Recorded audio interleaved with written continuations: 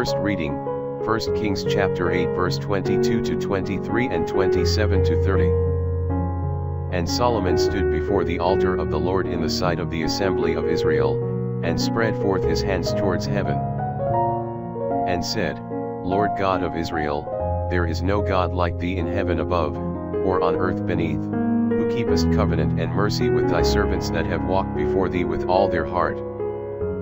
Is it then to be thought that God should indeed dwell upon earth? For if heaven, and the heavens of heavens cannot contain thee, how much less this house which I have built? But have regard to the prayer of thy servant, and to his supplications, O Lord my God, hear the hymn and the prayer, which thy servant prayeth before thee this day. That thy eyes may be open upon this house night and day, upon the house of which thou hast said, my name shall be there. That thou mayest hearken to the prayer, which thy servant prayeth in this place to thee. That thou mayest hearken to the supplication of thy servant and of thy people Israel, whatsoever they shall pray for in this place, and hear them in the place of thy dwelling in heaven. And when thou hearest, shew them mercy. Psalms chapter 84 verse 3 to 5 and 10 to 11. My soul longeth and fainteth for the courts of the Lord. My heart and my flesh have rejoiced in the living God. For the sparrow hath found herself a house, and the turtle a nest for herself where she may lay her young ones, thy altars, O Lord of hosts, my King, and my God. Blessed are they that dwell in thy house, O Lord, they shall praise thee forever and ever. Behold, O God our protector, and look on the face of thy Christ.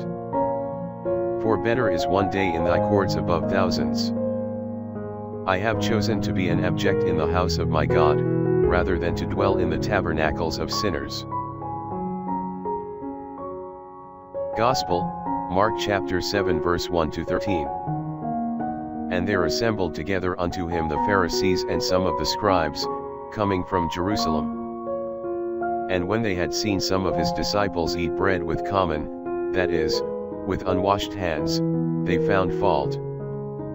For the Pharisees, and all the Jews eat not without often washing their hands, holding the tradition of the ancients. And when they come from the market, unless they be washed, they eat not. And many other things there are that have been delivered to them to observe, the washings of cups and of pots, and of brazen vessels, and of beds. And the Pharisees and scribes asked him, Why do not thy disciples walk according to the tradition of the ancients, but they eat bread with common hands? But he answering, said to them, Well did Isaiah prophesy of you hypocrites, as it is written, This people honoureth me with their lips, but their heart is far from me. And in vain do they worship me, teaching doctrines and precepts of men. For leaving the commandment of God, you hold the tradition of men, the washing of pots and of cups, and many other things you do like to these. And he said to them, Well do you make void the commandment of God, that you may keep your own tradition. For Moses said, Honor thy father and thy mother, and he that shall curse father or mother, dying let him die. But you say, If a man shall say to his father or mother, Korban, which is a gift, whatsoever is from me, shall profit thee. And further you suffer him not to do anything for his father or mother, making void the word of God by your own tradition, which you have given forth.